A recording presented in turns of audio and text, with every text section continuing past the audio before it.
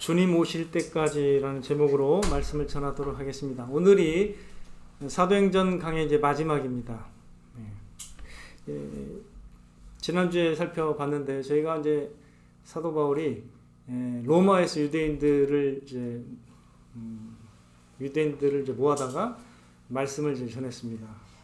아침부터 저녁까지 복음을 전하면서 하나님 나라를 강론하고 주 예수의 그리스도에 관한 모든 것들을 이제 가르쳤는데 이제 반응이 이제 나오죠. 24절에 보니까 믿는 사람도 있고 믿지 아니하는 사람도 있어서 이제 25절에 보니까 서로 맞지 아니하여 이게 막 흩어진 거예요. 이게 서로 맞지 않으니까 그 모임이 이제 계속될 리가 없죠. 흩어졌습니다. 그때 이제 한 말씀을 이제 바울이 전하는데 이사야에 있는 말씀을 이제 인용해서 전합니다. 이사야를 통해 너희 조상들에게 말씀하신 것이 옳도다라고 이제 인용하면서 그 이사야에 있는 말씀 일러스되 이 백성에게 가서 말하기를 너희가 듣기는 들어도 도무지 깨닫지 못하며 보기는 보아도 도무지 알지 못하는도다. 이 백성들의 마음이 우둔하여져서 그 귀로는 둔하게 듣고 그 눈은 감았으니 이는 눈으로 보고 귀로 듣고 마음으로 깨달아 돌아오면 내가 고쳐줄까 함이라. 이렇게 이제 이사야 말씀을 인용하면서 그들이 믿지 않는 이유를 이제 말씀을 통해서 확인시켜 준 것입니다. 믿지 않는 이유는 뭐예요? 그들의 마음이 우둔하여졌기 때문에 그들의 마음이 완고하여졌기 때문에 들어도 듣지를 못하고 보아도 보지를 못하는 것입니다. 그래서 이제 결국 하나님의 이 구원이 이방인에게로 갈 것이라는 것을 얘기하면서 이제 마치게 되는 것이죠. 그리고 이제 이 30절, 31절은 이제 결국 이제 어떻게 이제 사도행전이 끝나는지를 보여주는데 어떻습니까? 30절에 보니까 바울이 온 이태라고 했습니다. 이태는 2이었습니다. 이제 2년 동안이죠. 바울이 2년 동안을 자기 셋집에 머물면서 자기에게 오는 사람을 다 영접하고 31절 마지막 하나님의 나라를 전파하며 주 예수 그리스도에 관한 모든 것을 담대하게 거침없이 가르치더라라고 이제 사도행전을 끝마칩니다. 누가가 이제 이렇게 기록을 했는데 누가의 그 기록은 여기까지예요. 그 이후로는 이제 기록이 이제 더 이상 없는데 자 우리가 이제 여기에서 주목해 봐야 되는 것은 이게 뭐 믿지 않는 사람도 있고 흩어져서 이제 뭐 이렇게 또 경고의 말씀도 주곤 했지만 마지막은 이제 하나님의 나라의 그 복음을 계속 사도 바울이 전했다라고 기록하면서 마치고 있는 거죠. 이거는 이제 네버엔딩 스토리죠. 하나님의 나라의 복음은 주님 오실 때까지 하나님께서 이제 계속 거침없이 담대하게 가르치는 바울과 같은 하나님의 사람들 통해서 이 나라가 하나님 나라가 진전하게 하시는 그 내용임을 여기서 이제 엿볼 수가 있습니다. 이게 분명히 기록은 끝났는데 하나님의 나라의 그 복음이 진전될 것이라는 그 여운을 이제 남기죠. 그죠? 불신도 있지만 그럼에도 불구하고 불신에도 불구하고 하나님의 나라의 복음이 거침없이 담대하게 전해지고 있는 그 단어로 이제 끝을 맺었기 때문에 그런 것을 우리가 생각해 볼 수가 있습니다. 자, 일단 우리가 그 중요한 주제를 다루기에 앞서서 이제 이걸 한번 살펴볼 필요가 있을 것 같아요. 바울이 이제 이사야 말씀을 인용해서 왜 그들이 불신하고 믿지 않았는가를 이제 설명을 했는데 예수님도 사실 이 말씀을 그대로 인용했습니다. 유대인들에 대해서 그들의 마음이 완악하고 우둔하여져서 그들이 보아도 보지 못하고 들어도 듣지 못하는 것을 주님께서도 지적을 하셨습니다. 이게 이제 마태복음 그게 어디에 나오냐면 마태복음 13장 10절에서 15절에 나옵니다. 이제 한번 찾아볼까요? 마태복음 13장 10절에서 15절 이걸 한번 같이 읽어보면 좋을 것 같아요. 자, 마태복음 13장 10절에서 15절 시작. 제자들이 예수께 나와 이르되 어찌하여 그들에게 비유로 말씀하시나이까? 대답하여 이르시되 천국의 비밀을 아는 것이 너희에게는 허락되었으나 그들에게는 아니 되었나니 무릇 있는 자는 받아 넉넉하게 되되 없는 자는 그 있는 것도 빼앗기리라. 그러므로 내가 그들에게 비유로 말하는 것은 그들이 보아도 보지 못하며 들어도 듣지 못하며 깨닫지 못함이니라. 이사야의 예언이 그들에게 이루어졌으니 일렀으되 너희가 듣기는 들어도 깨닫지 못할 것이요 보기는 보아도 알지 못하리라. 이 백성들의 마음이 완악하여져서 그 귀는 듣기에 둔하고 눈은 감았으니 이는 눈으로 보고 귀로 듣고 마음으로 깨달아 돌이켜 내게 고침을 받을까 두려워함이라 하였느니라. 이렇게 예수님도 정확하게 이 말씀을 인용해서 그들이 왜 불신하는가, 그리고 그 불신의 이유가 그들에게 있음도 얘기하면서 예수님이 말씀을 비유로 하는 이유도 그와 동일하게 또 설명합니다. 어떤 사람에게는 그것이 깨닫는 것이 허락되었기 때문에 그 비밀을 아는 것이 깨달은 사람에게는 비유로 말해도 이해가 되는 거예요. 그죠? 비유로 말해도 이해가 되는 거죠. 그러나 그 천국의 비밀이 허락되지 않은 사람에게는 그들에게 비춰주고 설명하고 해도 믿지는 않는 것이죠. 이게 어떻게 보면 이게 놀랍다. 하나님의 섭리가 분명히 여기에 들어있어요. 그러니까 하나님의 섭리에 의해서 어떤 사람은 믿고 어떤 사람은 믿지 않아요. 하지만 또 반면 주님이 그들의 마음이 우둔해지고 완고해졌기 때문에 그들이 깨닫지 못한다고 그것도 또 지적하세요. 참 놀랍죠. 자, 이거는 결국 우리가 이제 하나님의 섭리 가운데 분명히 모든 그 천국의 비밀이 어떤 사람에게는 깨달아지고 또 어떤 사람이 깨달아지지 않는 것은 사실이지만 그렇다고 해서 사람에게 책임이 없느냐, 그것이 않다는 거죠. 그들의 마음을 그들은 완고하게 하고 닫았다는 거죠. 그래서 예수님이 그들이 고침받을까 두려워한다고 했습니다. 이 백성들의 마음이 완고해지고 우둔해져서 고침받기를 원하지 않는다라는 거죠. 그래서 사도 바울도 그 구절을 정확하게 이제 인용을 하면서 그들의 마음이 준비되지 않고 또 고침받기를 원하지 않고 있음을 드러내 주는 것입니다. 자, 그 다음에 우리가 이제 오늘의 그 마지막 두 구절을 이제 우리가 집중해 보면 좋을 것 같아요. 자, 이렇게 불신하는 사람도 생깁니다. 분명히 하나님의 나라의 복음이 계속 진전할 때도 안타까움이 있어요. 불신하고 믿지 않는 사람이 많이 생깁니다. 그럼에도 불구하고 사도행전의 마지막 두 절, 이 두 절은 하나님의 주권 가운데 복음사역의 지속성이 주님 오실 때까지 이어질 것이라는 것을 이제 얘기해 주는 것이죠. 자, 우리가 사도행전에서 그 5장에서도 약간 이런 그 면모가 나타나는 구절이 있어요. 한번 찾아보겠습니다. 사도행전 5장 41절, 42절.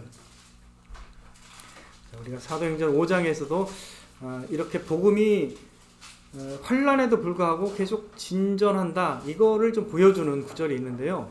우리 함께 읽어보겠습니다. 사도행전 5장 41절, 42절. 자, 시작. 사도들은 그 이름을 위하여 능욕받는 일에 합당한 자로 여기심을 기뻐하면서 공회 앞을 떠나니라. 그들이 날마다 성전에 있든지 집에 있든지 예수는 그리스도라 가르치기와 전도하기를 그치지 아니하니라. 이게 이제 사도들의 그 복음 사명을 감당하는 자세였어요. 그러니까 이들은 그치지 않았어요. 이들이 죽을 때까지 사명을 다했습니다. 놀랍죠? 어떻게 이렇게 사람들의 눈에는 힘없이 한 인간이, 또 하나님의 아들이라고 하는 한 인간이 힘없이 십자가에서 달려 죽었습니다. 가장 그 어떤 이 운동의 핵심 어떤 인물이죠. 이 기독교의 운동의 핵심 인물이 죽은 거예요. 그러면 이제 제자들도 두려워했기 때문에 점점 사그라들어야 되는데 그렇지 않고 성령께서 강림하신 후에는 이 복음이 어떻게 해요? 계속 전진해가지고 환난 가운데서도 이들이 이제 그 굴복하지 않고 계속 가르치기와 전도하기를 그치지 않는다라고 사도행전 5장에서도 기록하고 있는데, 이러한 포인트가 그대로 이제 마지막에도 있는 거죠. 그죠? 마지막에도 주 예수의 신분으로 로마에까지 가서도 그 일을 감당하는 사도 바울을 이제 기록하면서 사도행전을 마치게 됩니다. 사도행전은 마쳤지만, 그죠? 복음이 계속 역사 가운데 전해져 왔고 지금도 전해지고 있습니다. 이제 이게 결국 우리가 이제 오늘날까지 하나님의 나라가 진전하는 모습의 그 원동력이 된 것이라는 것을 우리가 이해할 수가 있습니다. 자, 그렇다면 이제 사도 바울이 이제 디모데에게 이제 마지막 편지를 쓰죠. 로마에 와가지고 이제 어떤 이제 일이 있었냐면, 자, 2년간은 이렇게 전하죠. 그리고 조금 있다가 투옥이 됩니다. 1차 투옥이 돼요. 1차 투옥이 될 때 뭘 쓰냐면 에베소서, 빌립보서, 골로새서, 빌레몬서를 씁니다. 서신서를. 투옥되면서도 서신서를 4개 썼죠. 그리고 잠시 풀려나요. 잠시 풀려나서 사도 바울이 서바나, 성경에서 로마서에 나오죠. 서바나에 가기를 원했었죠. 스페인이죠. 스페인에 가서 잠시 전도했다라고 기록되어 있습니다. 클레멘스 1서에는. 그래서 그 잠시 공백기에 분명히 스페인까지 가서 전도했을 거라고 이렇게 기록하고 있습니다. 그리고 나서 2차 투옥이 됩니다. 잠시 풀렸다가 2차 투옥이 되는데, 2차 투옥이 될 때 처형을 기다리면서 쓴 편지가 있어요. 그게 바로 디모데 후서입니다. 그리고 디도서를 쓰고 디모데 후서를 쓰는 거죠. 예. 이게 이제 투옥 2차 투옥 전에 디모데 전서와 디도서를 씁니다. 죄송합니다. 디모데 전서와 디도서를 쓰고, 그 다음에 2차 투옥이 되면서 처형을 기다리면서 마지막으로 쓴 게 디모데 후서입니다. 자, 되게 많이 썼죠. 하나님의 나라의 복음이 계속 행동으로, 말로, 그리고 글로 계속 전해지고 있었던 것이죠. 그래서 디모데 전서와 디모데 후서에 있는 말씀을 잠깐 살펴보겠습니다. 디모데 전서 4장 13절 16절. 자, 디모데 전서 4장 13절 16절. 이때도 이렇게 권면을 합니다. 자, 같이 읽겠습니다. 내가 이를 때까지 읽는 것과 권하는 것과 가르치는 것에 전념하라. 그리고 그 후에 내가 내 자신과 가르침을 살펴 이 일을 계속하라. 이렇게 나오죠. 그러니까 내가 이를 때까지 이거에 전념하라 하고 이 일을 계속하라. 이렇게 얘기하고 있습니다. 어조를 아시겠죠? 사도행전을 기록한 그 누가의 그 기록 포인트가 실제로 바울에게서도 있어서 바울이 디모데에게 그런 말을 하는 거죠. 내가 이를 때까지 이것에 전념하라. 이 일을 계속하라. 자, 그 다음에 디모데후서 4장 1절 2절 보겠습니다. 자, 디모데후서, 이게 최후에 이제 쓴 글입니다. 최후에. 디모데후서 4장 1절 2절이야말로 사도 바울의 최후에 쓴 글이죠. 같이 읽겠습니다.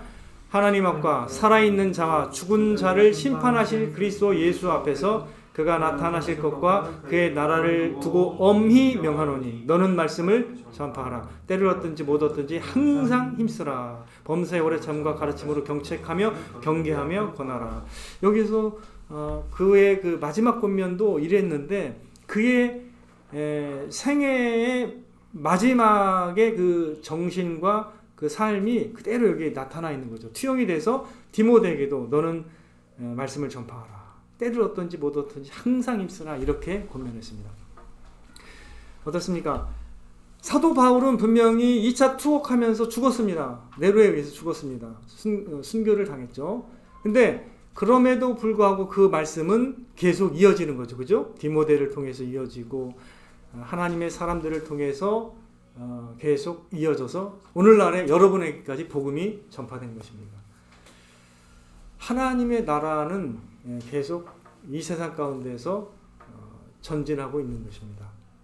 복음의 사명을 갖고 있는 사람들을 통해서 이렇게 지금까지 역사하고 있는 것입니다.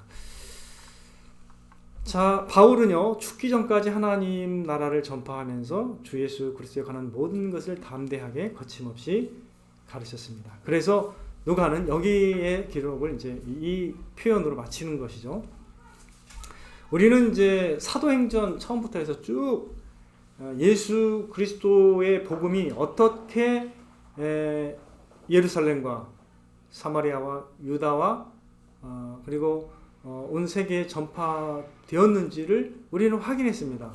특별히 사도 바울의 인생 가운데 예수 그리스도의 복음이 어떻게 역사했으며 그가 어떻게 복음의 사명을 믿음으로 감당했는지를 쭉 관찰해 왔습니다.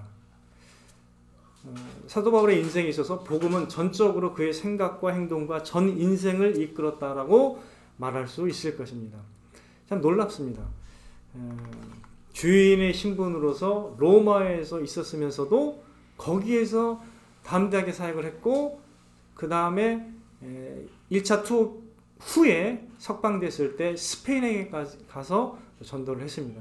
그리고 여러 성경의 중요한 서신서들을 다 썼습니다. 에베소서, 빌립보서, 골로새서, 빌레몬서를 썼고, 그리고 이제 잠시 석방된 후에 디모데전서, 디도서를 썼고, 그리고 2차 투옥 기간에 처형을 기다리면서 디모데 후서를 마지막으로 쓰면서 이제 그 인생을 마치게 되는 것이죠.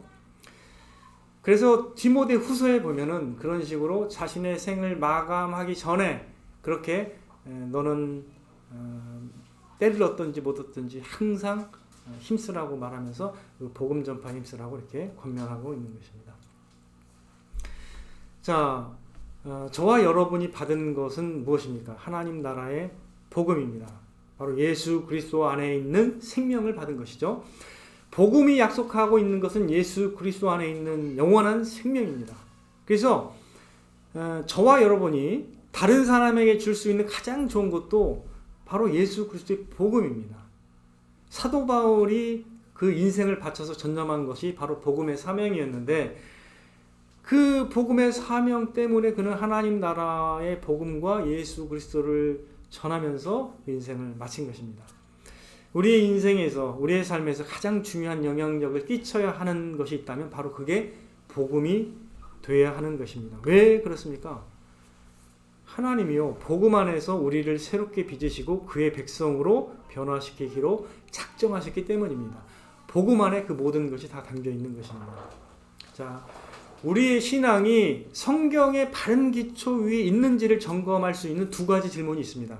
잘 생각해 보십시오. 두 가지 질문이 있는데 그 두 가지 질문은 복음의 충실성을 테스트하는 것이기도 하며 또 우리의 신앙의 기초가 튼튼한지를 점검하는 내용인데요. 첫 번째가 뭐냐면, 단순하지만 되게 중요합니다.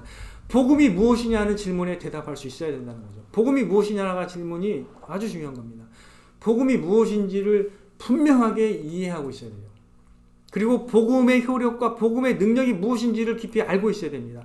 복음이 무엇인지를 알고 있다는 것은 복음의 효력과 능력과 더 나아가서 복음의 영광과 부유함이 무엇인지를 안다라는 것을 의미하는 질문이기 때문에 저는 중요하게 생각하는 거예요. 복음이 뭐냐 할 때 우리가 단순하게도 물론 설명할 수도 있겠죠. 로마서 1장에 나오는 것처럼. 복음이 뭐냐를 로마서는 어떻게 표현해요? 1장 16절. 이 복음은 모든 믿는 자에게 구원을 주시는 하나님의 능력이라고 했습니다. 그리고 로마서 1장 2절도 이렇게 얘기합니다. 선지자들을 통해서 그 아들에 관하여 약속하신 것이 복음이라고 설명하고 있습니다. 이게 여러 가지로 설명을 할 수 있어요.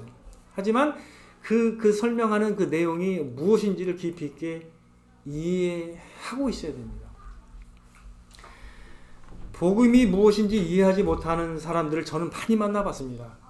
기독교인이라고 하는데 복음이 무엇인지 이해하지 못하는 사람을 사실 저는 너무나 많이 만나봤어요. 그래서 이게 실제적인 문제입니다. 실제적으로. 그냥 교회는 다니는데 자신의 일시적인 평안을 위해서 다녀요. 복음이 근데 뭔지를 몰라요. 복음이 정확하게 뭐고 내가 무엇을 믿어야 하는지를 모릅니다.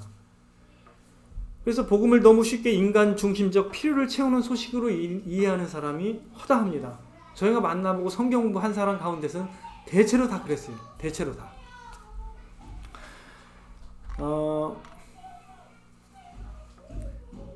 복음은 이전에 말씀드린 대로 여러분이 기억해야 될 내용은 모든 믿는 자에게 구원을 주시는 하나님의 능력입니다.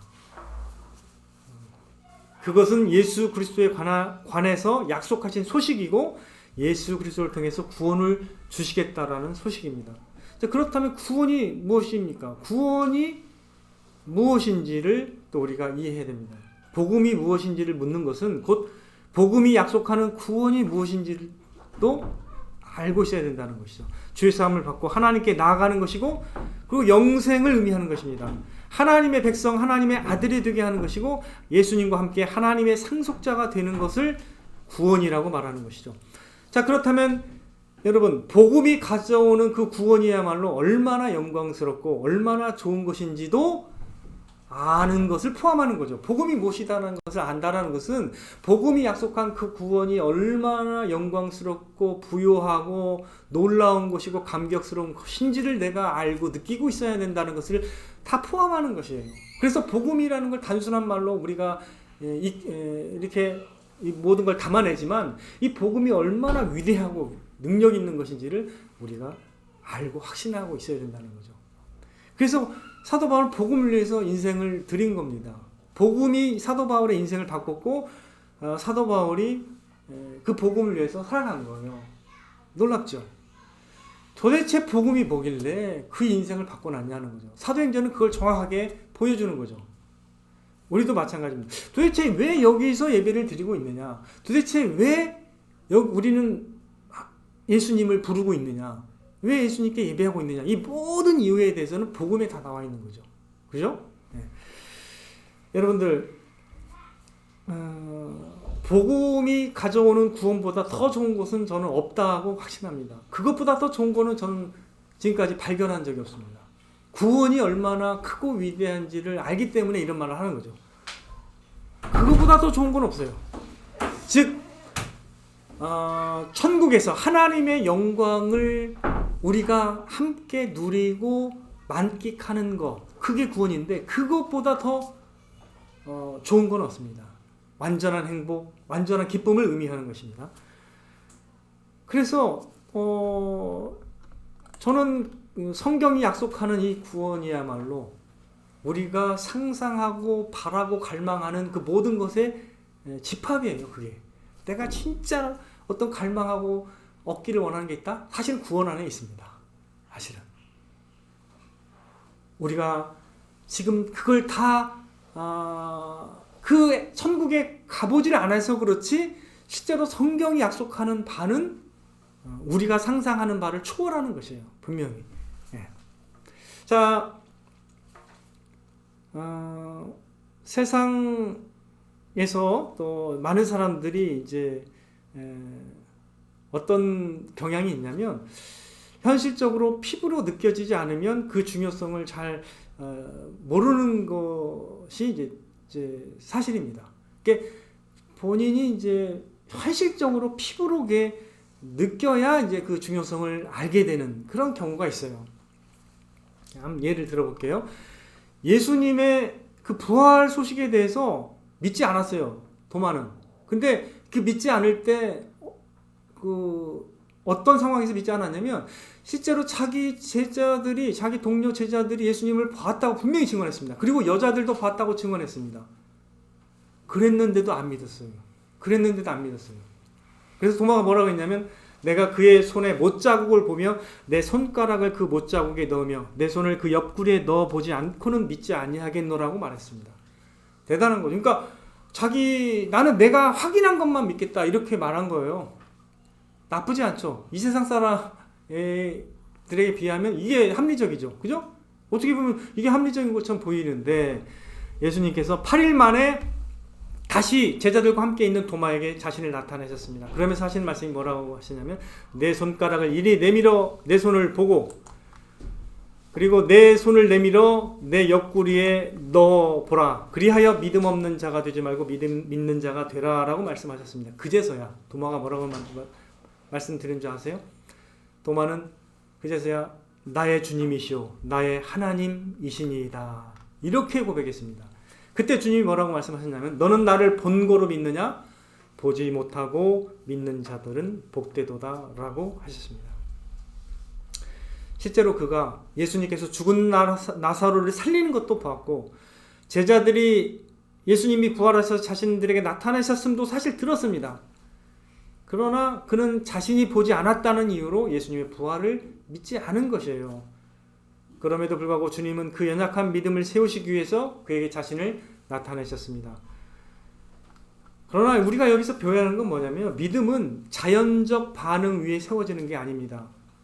자연적 반응은 믿음을 필요로 하지 않습니다. 눈이 오고 있을 때 그것을 확인하고서 눈이 온다고 말하는 것은 믿음이 요구되지 않습니다. 그냥 그것은 자연적인 반응이죠. 그건 믿음이 아니에요. 절대. 근데 우리는 보고 느껴야만 믿으려고 하는 게 있다라는 거죠. 그죠? 그건 이제 성경이 말하는 믿음이 아닙니다. 자, 우리가 믿으면 느끼는 것이 오는 거죠. 거꾸로 돼 있어요. 성경은. 자, 잘 들어보세요. 내가 복음을 믿잖아요. 그럼 효력이 느껴지는 거예요. 효력이 느껴져서 믿는 게 아니에요. 이해되세요? 무슨 말인지? 자, 그러면 자연적 반응이 필요한 거지 믿음이 필요한 게 아닙니다. 왜? 아니, 내가 이 세상 일들을 다 이해하는 것처럼 그렇게 이 복음도 이해하면 돼요. 그죠? 내가 느껴지니까 믿는 거고 내가 받아들인 거다. 이렇게 말할 수도 있어요. 도마처럼 뒤늦게. 근데 주님이 기대하시는 거는 본래 기대하시는 건 그게 아닙니다. 믿으면 복음의 효력이 느껴지는 거죠. 자, 천국의 그 하나님 나라를 느끼는 것도 똑같습니다. 그 하나님 나라의 그 중대함과 그 복음의 영광과 부요함도 마찬가지예요. 믿을 때 느껴지는 거예요. 여러분 기억하십시오. 자연적 반응으로 느껴지는 게 아니에요. 우리가 동일시하려고 하는 거지. 세상 일을 이해하고 관점 어떤 우리가 오감으로 막 느끼려고 하는데 그것은 그냥 그거 아니에요. 그냥 그거는 뭐 꼭 믿음이 필요한 게 아닙니다. 느껴지는 거는 그냥 자연적인 반응이에요. 그것이 필요한 게 아닙니다.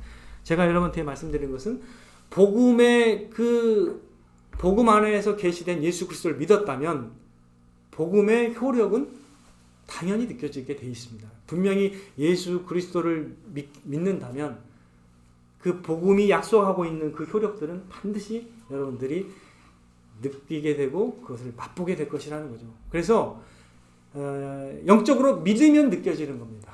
꼭 기억하십시오. 믿으면 느껴진다는. 내가 잘 못 느낀다? 믿지 않기 때문입니다. 여러분 꼭 기억하십시오. 내가 왜 못 믿는가를 마음에서 찾잖아요, 주님이. 그죠? 내 마음이 완고하니까 그걸 믿지 않는다고 말씀하셨죠? 똑같습니다. 내가 믿으면 보고 느끼고 깨달을 수 있다는 거죠. 느낄 수 있다는 거죠.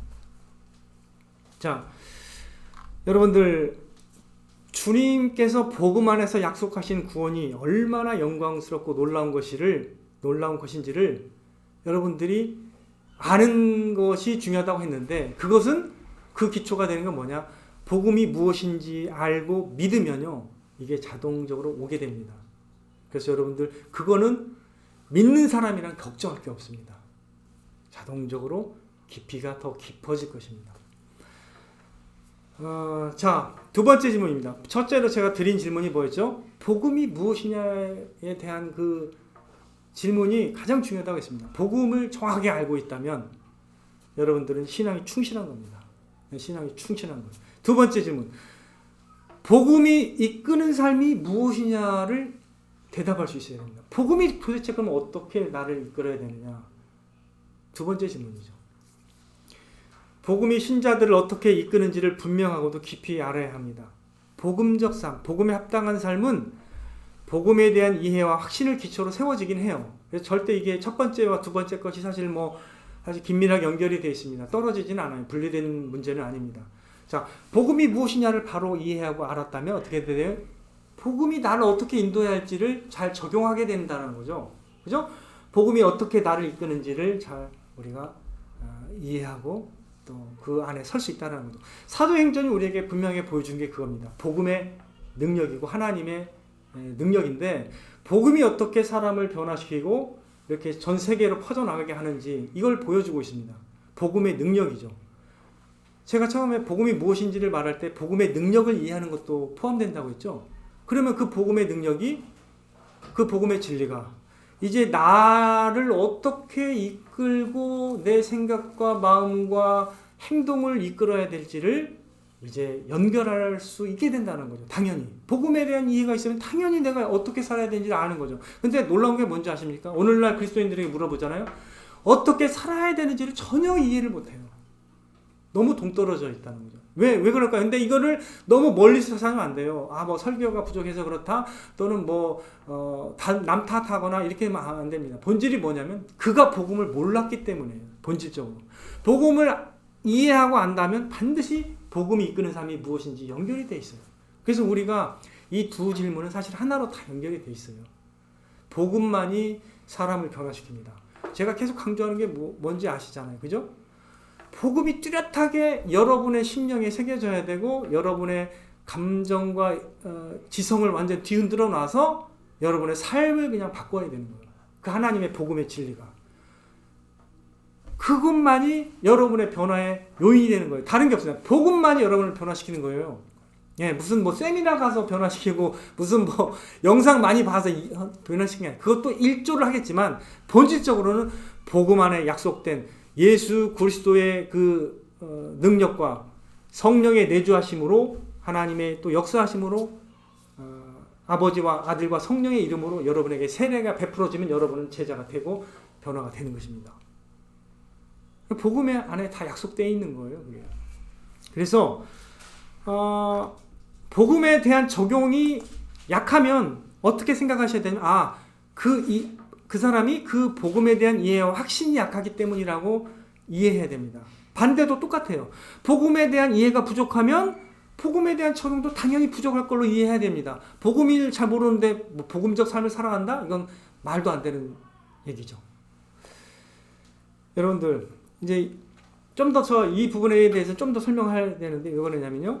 자, 복음에 대한 이해와 확신이 있다 하더라도 복음 중심으로 생각하고 복음 중심적으로 행동하는 것으로 이어진다라는 것은 조금 더 훈련이 필요해요. 그냥 되는 건 아니에요. 물론 여기서. 자, 예를 들어 볼게요. 운동의 중요성을 머리는 알고 확신하지만 실제로 시간과 마음과 열정을 쏟지 않으면 결코 운동의 효력을 누릴 수 없습니다. 제가 직접 경험해봤는데 진짜예요. 제가 예전에 고등학교 때요. 삐짝 말라가지고 그런지 턱걸이를 10개는 했던 것 같아요. 그 옛날에는 좀 했잖아요. 사람들이 다 할 게 없으니까 턱걸이는 하잖아요. 근데 저도 턱걸이 10개 정도는 했던 걸로 기억나는데 그거로 몇십 년이 흘러서 제가 올해 초에 이렇게 턱걸이 해보려고 했는데 하나가 안 되는 거예요. 하나가 올라가질 않는 거예요. 진짜 너무 충격을 받았습니다. 하나가 안 올라가는 거예요.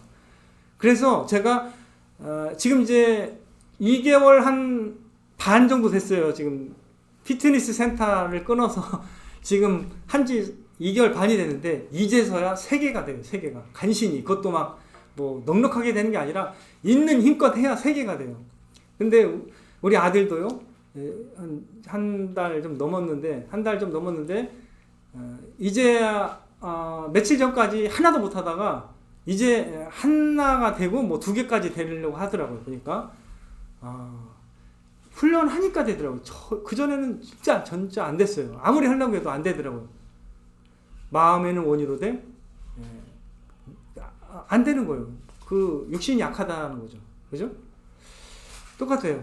우리가 복음의 그 부유함은 알지만 말씀 보지 않고 기도하지 않고 교제하지 않고 예배드리지 않고 전도하지 않으면 어떻게 돼요? 다시 꼬꾸라집니다. 다시 그 영적인 감각이 둔해지고 복음을 이해하는 확신이 점점 약해집니다. 그렇게 되는 거예요. 그래서 이게 여러분들이 이해하실 때 복음의 이해가 있다고 해서 그냥 훌륭한 삶을 사느냐 그러지 않다는 거예요. 분명히 그게 기초가 되는 건 사실이지만 여전히 훈련하고 노력하고 적용하기로 작정해야 된다는 거죠. 여러분 이해되시죠? 그리스도인의 삶의 변화와 그 신앙의 충실성은 바로 이 두 가지 요소로 이어집니다. 복음에 대한 이해, 확신이 계속 자라야 되고 그 이해와 확신을 토대로 어떻게 해요? 그 복음의 적용, 또 복음이 어떻게 나를 이끄는지 계속 순종하고 복음의 진리에 전적으로 의지하고 순종하는 삶이 계속 훈련이 되어야 된다는 겁니다. 이 두 가지가 되게 중요합니다. 그럴 때 비로소 복음의 효력과 능력과 부요함을 실제 삶에서 만끽할 수가 있습니다. 그래야 사명자로서 살 수가 있어요. 우리가 사명자 하지만 사명자로서 살기 어려워요, 솔직히. 왜 그럴까요? 머리로는 알고 있는데 몸이 안 가잖아요. 그죠?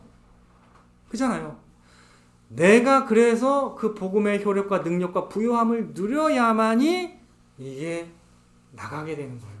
사명자로서 삶을 실제로 살아갈 수 있게 되는 것입니다. 오늘날 이 두 가지가 부족하기 때문에 오늘 한국 기독교가 세상 사람들에게 선한 영향력을 끼치지 못하게 되는 겁니다. 본질적으로 복음을 잘 모릅니다. 성경의 말씀에 헌신되지 않고 복음을 잘 모르기 때문에 자기 생각대로 살아가는 것이죠. 유리되어 있습니다. 주일날 믿는 것과 나머지 5일 믿는 게 달라요. 일치되어 살아가는 게 아니죠. 분리되어 살아갑니다. 그러나 저와 여러분요, 주님 오실 때까지 복음이 여러분들과 저 자신을 이끌어야 합니다. 저도 때로 이 복음의 사명이 때로는 잘 안 되니까 저도 때로 그냥 인터넷이나 TV나 유튜브를 보면 그냥 목가적이고 안락한 삶이 막 나와요. 그러면 때로는 저 삶 참 좋겠다 이런 생각이 들기도 하더라고요. 그런 생각이 들기도 해요. 저렇게 그냥 조용히 시골에서 살아보면 차라리 그냥 스트레스 안 받을 텐데 이런 생각이 들 때가 솔직히 있어요. 제가 어릴 때 좀 목가적인 걸 좋아해서 그런지 성향이 그래서 그런지 저도 있습니다. 제가 없겠습니까? 근데 그럼에도 불구하고 복음을 놓을 수가 없어요. 그렇잖아요. 복음이 나의 전부인데 복음이 나를 하나님을 만나게 하고 하나님 나라에 가게 하는 그 전적인 그 소식이고 그 복음이 나를 이끌어야 되는데 그렇게 할 수가 없는 거죠. 네. 예수 그리스도를 따르는 주님의 제자들이고 하나님의 아들의 정체성을 가지고 살아가는 믿음의 사람들은 복음의 사명이 우리의 최고의 우선순위가 되어야 됩니다. 그렇지 않으면 우리가 세상에 쉽게 동화될 것입니다. 우리가 끝까지 복음을 붙들고 복음을 위하여 모든 일을 행할 때 결국 주님의 칭찬을 받게 될 것입니다. 복음과 복음의 사명이 우리의 인생에서 올바른 목적과 방향을 잃지 않게 해주는 것이에요. 그래서 우리가 복음의 부요함을 누리는 만큼 복음을 위한 삶을 살아가게 되는 것이기 때문에 제가 계속 강조하고 있는 것입니다. 복음 안에 있는 담없는 은혜와 사랑과 평강과 생명과 기쁨을 더 많이 누려나가시기를 기원합니다. 그럴수록 우리는 기쁨으로 이 사명에 충실하게 살아가게 될 것입니다. 이러한 은혜를 더욱 누려가시는 저와 여러분 되시기를 주님의 이름으로 축원을 드립니다. 우리 함께